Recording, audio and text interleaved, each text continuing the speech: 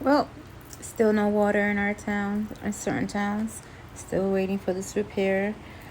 But if you don't know how to handle crises like this, like if you don't know how to handle when there's no water and there's no electricity and there's nothing, listen.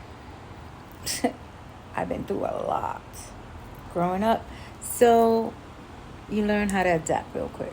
Learn how to boil water, learn how to wash it, and everything else. Like I said, if you don't know how to survive in these crises like this, I am so sorry. But this is the time to learn. Anyway, hopefully the water comes up today. But otherwise, I took a bath with 10 bottles of water. And I'm here. Still with a smile. And smelling good. You know,